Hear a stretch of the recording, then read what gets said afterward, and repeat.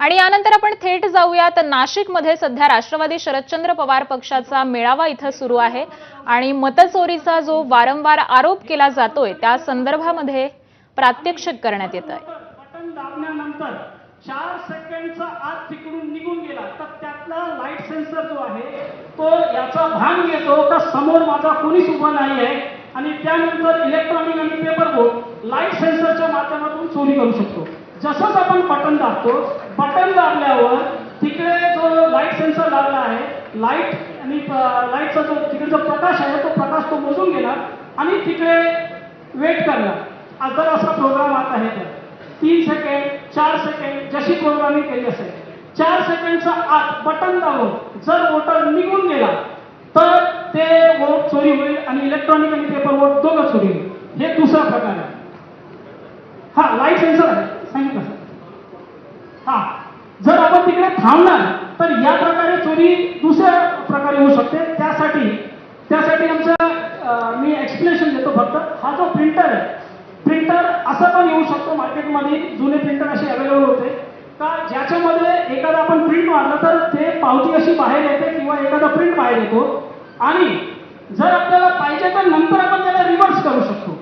तर वोट देण्याची प्रक्रिया जी 15 सेकंदाची असते त्याच्यावर बटन दाबल्यावर पावती बाहेर निघते। भरपूर लोकांनी पावती बघितली पण असेल, पण पावती पडताना नाही बघितली। पावती वरतून खाली आली, 7-8 सेकंडसाठी थांबली आणि अंधार झाला, लाईट बंद झाली। तर या काळाकाच्या मागे जे अंधार होतो त्यानंतर वोटर जर निघून गेला, त्यांनी बघितल्यानंतर माझी पावती खाली आली मी स्पष्ट बघितलं। असं पण होऊ शकतो जर त्याच्यामध्ये रिव्हर्स घेणारा प्रिंटर लागला आहे तर ते पावती रिव्हर्स घेऊन मागे पाडतील आणि नंतर वोटर गेल्यावर दुसरी पावती छापू शकतात। हा तिसरा प्रकार पॉसिबल आहे।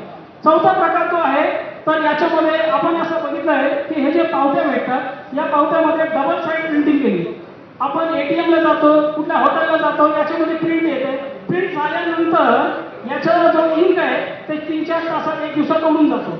मग जर असा प्रिंटर त्याच्यामध्ये आहे का एक बाजूला तो एक प्रिंट मारतो ज्यांनी वोटरने ज्याला वोट दिला त्याची पावती या बाजूला, पण ही उडणारी इंक असेल आणि या बाजूला ज्याला वोट चोरून काढून द्यायचे त्याची पावती जर या बाजूला छापली तर होणार काय, वोटर या बाजूचा बघणार आणि जाणार। 3 दिवसामध्ये तो इंक जी आहे ते उडून जाऊ शकते आणि त्याच्यामध्ये त्या प्रकारे पण चोरी होऊ शकते। असे 4 प्रकार आम्ही जे हार्डवेअर त्याच्यामध्ये बघितले त्याप्रमाणे ही मशीन बनवून आम्ही हे 4 प्रकार सांगू शकतो।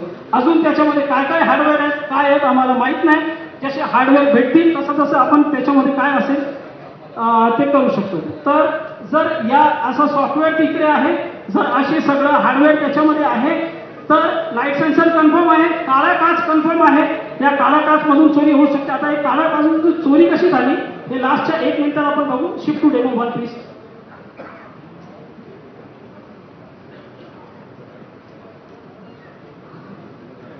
आता परत एकदा बघून घ्या, याच्यामध्ये पावती नाहीये आणि नेमकी काळा काचच्या मागे चोरी कशी झाली ते आपण बघू।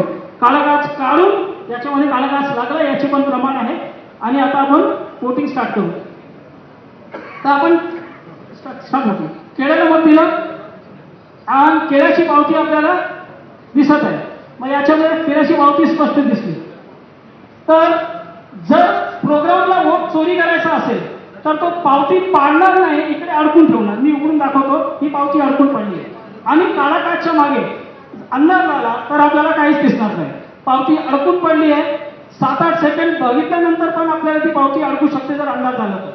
आता दुसरा वोटर समजा केळ्याला मत द्यायला आला परत आणि त्यांनी केळ्याला मत दिलं तर आपण परत बघू। आता फक्त प्रोग्राम काय करणार, लाईट पेटवणार आणि पहिल्याची पावती दुसऱ्याला दाखवणार।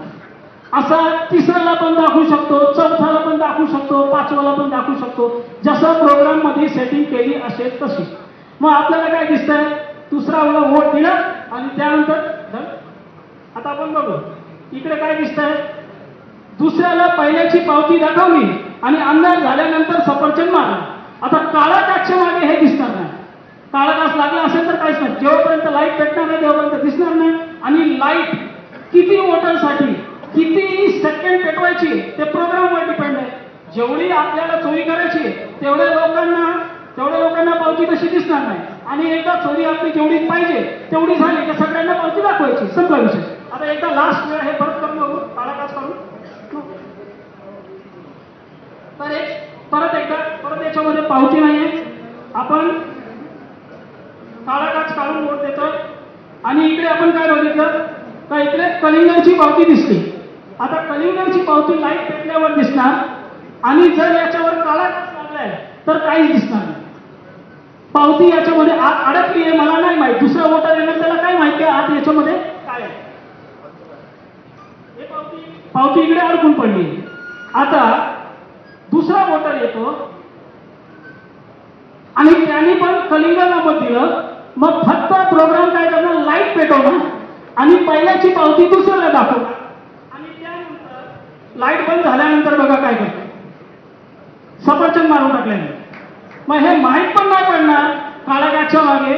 आणि जेवढे मत चोरी करायचे त्याच्यामध्ये एवढा प्रोग्राम रन करून चोरी करतील. एका विधानसभामध्ये 15-20 हजार भरपूर आहे. 15-20 हजार मत चोरी झाले का विधानसभा इकडची तिकडे होते. संपला विषय. धन्यवाद. यानंतर फक्त आता मतदार याच्या संदर्भात प्रेझेंटेशन होईल. हे मुद्दाम आपल्या यासाठी दाखवलं की आपल्या मतदारांना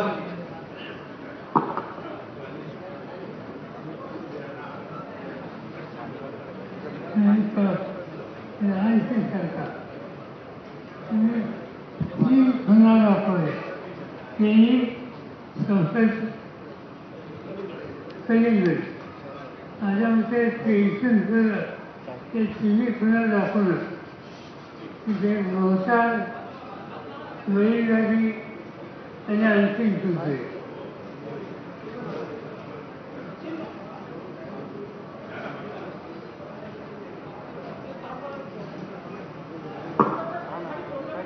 ठीक आहे. पुढच्या प्रोग्राम हे मुद्दाम आपल्याला यासाठी दाखवलं की इथून पुढे राज्यात आपण म्हणजे जे वोट चोरी, गद्दी चोरीवर गद्दी चोरी, वोट चोरी हे दाखवण्याकरता ज्या ज्या मतदारसंघात असं प्रेझेंटेशन लागेल आमच्या मतदारांना कळू द्या की यांनी वोट चोर करून त्या ठिकाणी सत्ता या ठिकाणी आपल्याकडून हिसकावून घेतली.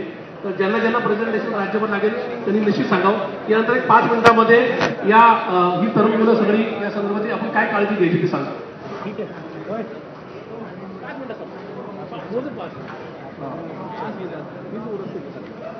सर्वांना नमस्कार. आता जे काही जगताप सरांनी आणि ईव्हीएमचं जे काही दाखवलंय त्याच्यामधून मला वाटतंय की देशभरामध्ये जे काही. तर नाशिकमध्ये हा मेळावा सुरू आहे, याकडे आपलं लक्ष असेलच. तुर्तास बातम्या